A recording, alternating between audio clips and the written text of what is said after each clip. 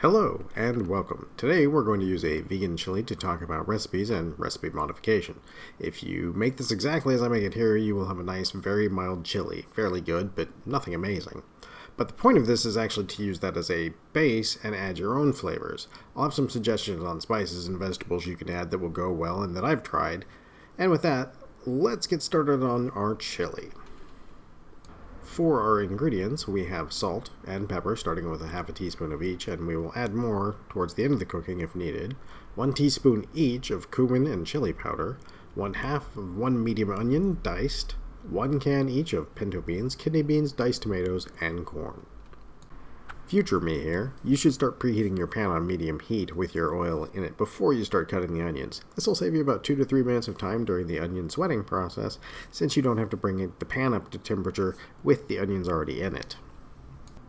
Now, starting with the onion half, we will take that half and cut it in half, and from there we will be doing a series of cuts pretty much like we did last time. Just going through the onion half to set our width, and then another series of cuts to set our depth. Last time we left the very ends on our onion uncut, but this time we actually want to go all the way through there in both directions, which is why it looks very awkward. The reason we cut our onion in half is so that we can get 2 different sizes. I want to do 1/2 small pieces and 1/2 larger pieces. This, of course, adds the variety of texture due to different sizes cooking slower or faster. When you're finished cutting the smaller pieces, we want to take about half of those small diced onions and put them in a bowl and place them in the refrigerator to cool off. Now, you've probably noticed and made me wondering why I seem to add a lot of ingredients either partially, a couple times over a recipe, or I intentionally make varying sizes. The reasons that I like to include these things and do these things is it lets you get a more complex taste and adds a much wider variety of textures for a very minimal amount of effort. It just takes you a few more seconds here or there. Once we finish dicing up all of our onions, we're just going to add them to our pot with a tablespoon of oil and with our half a teaspoon of salt and pepper. And we'll check the salt and pepper later after this, but that's so that we can season everything from the very beginning. Future me again, this is where forgetting to preheat my pan adds about 2 to 3 minutes since I have to bring the pan up to temperature before the onions are really going to start cooking, so let's skip ahead a little bit. So, by adding salt and pepper at this stage, this lets us get an initial seasoning on all of our ingredients, so you don't end up with some of them seemingly bland or some having what seems perceptibly like less taste than the other parts. This is especially important if you're using things like sweet potato or zucchini, since they do vastly better when you season early in the cooking process than if you were to season it all later. We're going to sweat our onions down just like we did when we made our soup. That, if you remember, means that we want the onions to begin losing their moisture from inside and to soften a little bit. We want to get about half of our onions to the translucent stage this time. This is going to let some of them be a little undercooked and some be a little overcooked, and it'll give us a wider varieties of texture, and the soft ones will especially contrast against the onions we are chilling in the refrigerator to mix in and on top of our chili at the end of this. While we sweat down these onions, let's talk for a moment about onions. Now, I'm using a white onion here, and that means it'll have a less sweet and more pungent profile than it would be if I was to be using, say, a Vidalia, a yellow, or a Walla Walla onion. These are fairly interchangeable, but you do have to be aware that some of the varieties are bringing much more sweetness to the party, and some are bringing less. For example, changing from a white onion to a Walla Walla onion in this recipe, you would probably have to add a bit of extra chili powder, or even pepper to offset the sweetness that it would add. After about 4 to 5 minutes of sweating, we will have about half of our onions starting to become translucent. This, as you might remember, is when the onions will start to become a bit see-through. Once approximately half of them have reached the translucent stage, we'll want to add our diced tomatoes to our onion mix. After we've added the diced tomatoes, we'll need to let the heat come back up a little bit, with just the onions and diced tomatoes in there. This should take about a minute or two. Once our tomato and onion mixture is getting a little bit hot again, we'll add our kidney beans, pinto beans, and corn, all drained and rinsed. Finally, after we've added those, we will add our tomato sauce, cumin, and chili powder.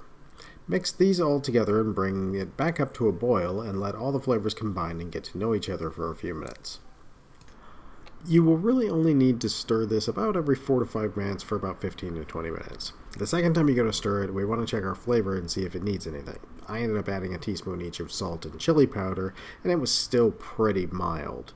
You will mostly be adding chili powder and salt at this point, but if you did add any other dried ingredients, as I'm going to suggest in just a moment, you'll need to adjust them here. The reason is you'll almost always have some adjustments that you need to make since the ingredients will not always be the same. Sometimes you'll have a can of tomato that's a little more acidic. Sometimes you'll have, say, your chili powder may have just been on the shelf too long and the flavor has gone down and faded a lot. And this is the part where we fix those things. So, while this bubbles away on fast forward, let's talk about those things that you could add or try to find your version of this chili.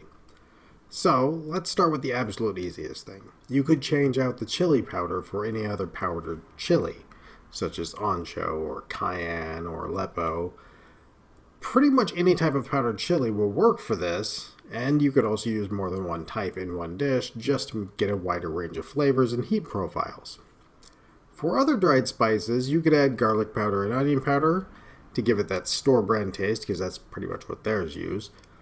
Or adding things like a pinch of ginger, nutmeg, cloves, cinnamon, or cocoa to give it a background flavor for that sort of what's your secret ingredient sort of recipe. Now, for other vegetables, bell peppers, fresh or canned chili peppers, zucchini, squash, pretty much anything goes. You just have to pay attention to the amount of sweetness and the heat balance. The more sweet you add with things like the corn, which we're using here, or things like sweet potatoes and milder peppers, the more you will need to use additional or possibly more of spicy ingredients itself, like adding a little bit of the chili powder or adding hotter peppers into the mix just to get a balance of the sweet and heat together. Of course, you might be one of those people who likes it a little hotter, a little less sweet. That's me, for example. Or you might like it a little sweeter and a little less spicy. I know people who like that.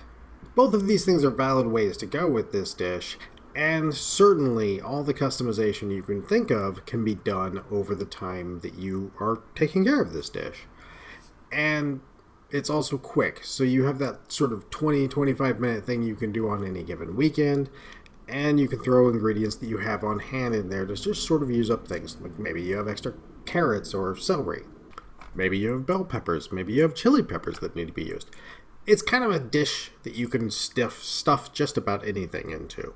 And it will taste just fine.